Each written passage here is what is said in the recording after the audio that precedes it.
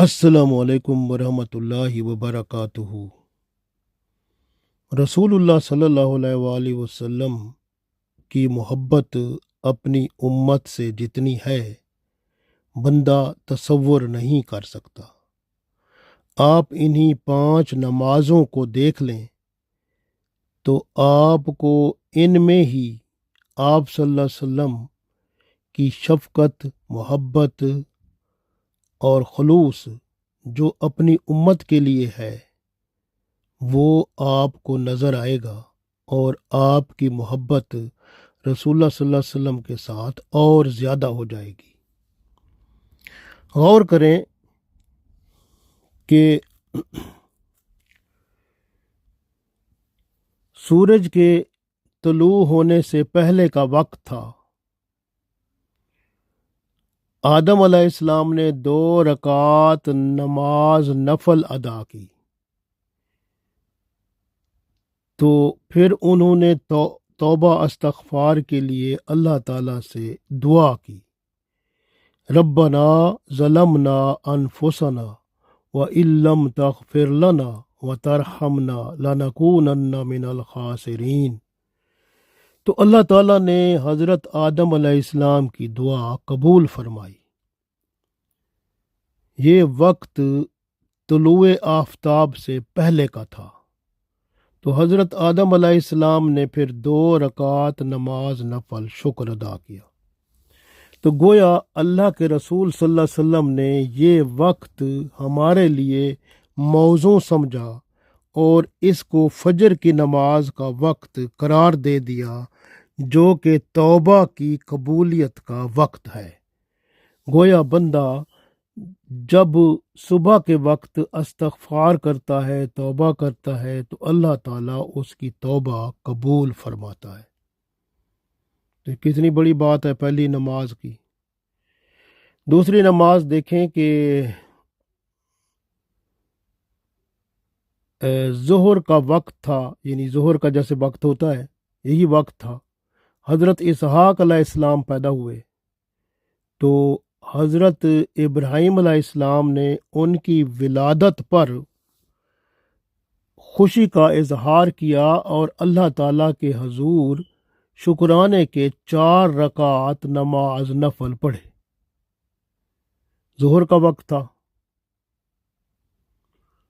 تو رسول اللہ صلی اللہ علیہ وآلہ وسلم نے یہی وقت اپنی امت کے لیے منتخب کیا نماز ظہر کے لیے، اور اس میں 4 رکعات فرض اللہ تعالیٰ کی طرف سے قبول کروائے۔ تو یہ اللہ تعالیٰ کا کرم ہے اور رسول اللہ صلی اللہ علیہ وسلم کی مہربانی ہے کہ یہ وقت وہ وقت ہے جو اسحاق علیہ السلام کی پیدائش کا وقت تھا۔ پیدائش کے شکرانے میں حضرت ابراہیم علیہ السلام نے 4 رکعات نماز پڑھی تھی۔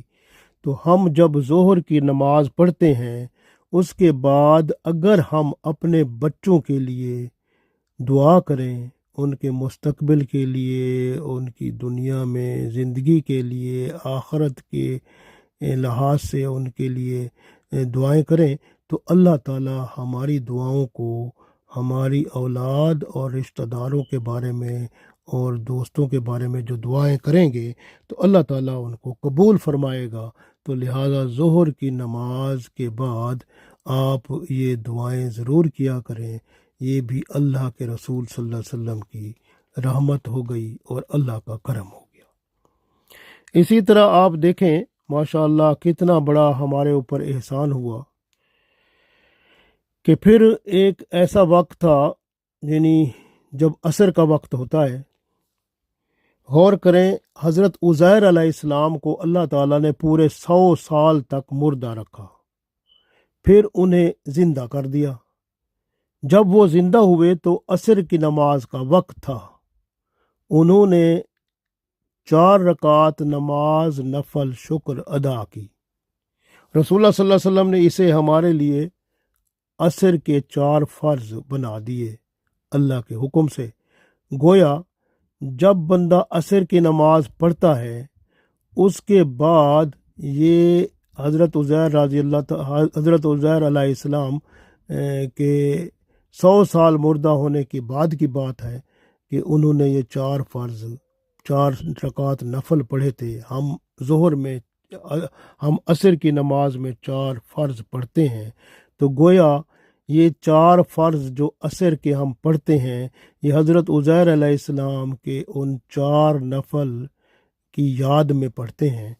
اور یہ نماز پڑھ کے ہم جو موت کے بعد کا وقت ہے، یعنی قبر، حشر، اس کے بارے میں دعائیں کریں تو اللہ ضرور قبول فرماتا ہے.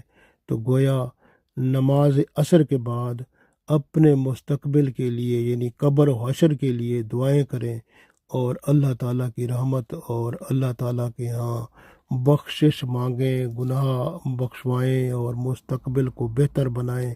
تو یہ وقت ایسا ہے جس میں اللہ تعالیٰ قبر و حشر اور قیامت کے مناظر میں جو مشکلات ہیں، تکلیفیں ہیں، اگر آپ دعائیں کریں گے تو اللہ ضرور ان کو معاف فرما دے گا اور آپ کے لیے قبر و حشر آسان فرما دے گا انشاءاللہ. اسی طرح آپ دیکھیں کہ جب نماز مغرب کا وقت ہے، ایوب علیہ السلام بیمار ہوئے، بہت سخت بیمار ہوئے. تو جب اللہ تعالیٰ نے ان کی بیماری سے اللہ تعالیٰ نے بیماری کو شفا میں بدلا تو ان کا چشمہ پانی کا جاری کیا، وہاں پر فرمایا کہ غسل کر لو. انہوں نے غسل کر لیا. تو اس کے بعد انہوں نے شکر کے لیے 4 رکعت نماز نفل پڑھی. اب یہ جو 4 رکعت نماز نفل تھی، یہ کیونکہ وہ کمزور تھے، اب وہ تیسری رکعت میں بیٹھے تھے، یعنی کھڑے نہ ہو سکے کیونکہ کمزوری بہت تھی. تو بیٹھے ہوئے تیسری رکعت میں پھر انہوں نے سلام پھیر دیا. تو گویا ان کی 3 رکعتیں ہوئیں. تو انہی کو رسول اللہ صلی اللہ علیہ وآلہ وسلم نے مغرب کی نماز قرار دیا کہ یہ حضرت ایوب علیہ السلام کی یاد میں 3 رکعت نماز فرض ہم پڑھتے ہیں. گویا یہ بیماری کے بعد شفا ہونے کی بات ہے. تو گویا بندہ جب بیمار ہوتا ہے تو وہ شفا کے لیے اللہ سے دعا کرے. تو مغرب کے بعد کا وقت جو ہے، نماز مغرب کے بعد، تو یہ دعا کرنے کا وقت ہے. ہر قسم کی بیماری سے، ہر قسم کی تکلیف سے شفا اللہ تعالیٰ سے دعا کرے تو اللہ تعالیٰ ضرور شفا عطا فرمائے گا. اسی طرح کوئی مشکلات ہیں زندگی کی، ان کے بارے میں عشاء کی نماز میں ہم دیکھتے ہیں کہ حضرت یونس علیہ السلام 40 سال مچھلی کے پیٹ میں رہے. جب مچھلی کے پیٹ سے باہر آئے تو عشاء کا وقت تھا. تو انہوں نے 4 رکعت نماز نفل شکر ادا کیا. تو وہ اللہ کے رسول صلی اللہ علیہ وسلم نے ہمارے لیے عشاء کی نماز قرار دے دیا. اللہ کے حکم سے 4 رکعت نماز فرض بن گئی. تو گویا عشاء کی نماز کے بعد جس طرح یونس علیہ السلام مچھلی کے پیٹ میں رہے کہ ایک اندھیرا رات کا تھا، پھر پانی کا اندھیرا، پھر مچھلی کے پیٹ کا اندھیرا، اس میں تو آپ دیکھیں کہ وہ اور پھر مشکلات تکلیف میں. تو اس طرح کی تکلیفوں میں یعنی جن کا کوئی حل نہیں ہوتا، یعنی ایسی باتیں جو امپاسبل ہو جاتی ہیں اور جن کا کوئی حل بھی نہیں ہو سکتا، تو وہ باتیں جو ہیں ان کے لیے اللہ کے ہاں بندہ عشاء کی نماز کے بعد دعا کرے تو اللہ تعالیٰ امپاسبل کو پاسبل بنا دیتا ہے، یعنی ناممکن کو ممکن بنا دیتا ہے. یہ عشاء کی نماز کے بعد یہ ہے اللہ کی رحمتیں اور برکتیں. اور آپ دیکھیں نماز جو 5 نمازیں ہیں، اس میں کتنی برکتیں اور رحمتیں اللہ نے رکھی ہیں. اللہ تعالیٰ ہمیں 5 وقت نمازیں پوری طرح سے دل سے اور خشوع خضوع کے ساتھ پورے آداب کے ساتھ پڑھنے والا بنائے، تاکہ ہم دنیا اور آخرت میں کامیاب و کامران ہو جائیں۔ آمین۔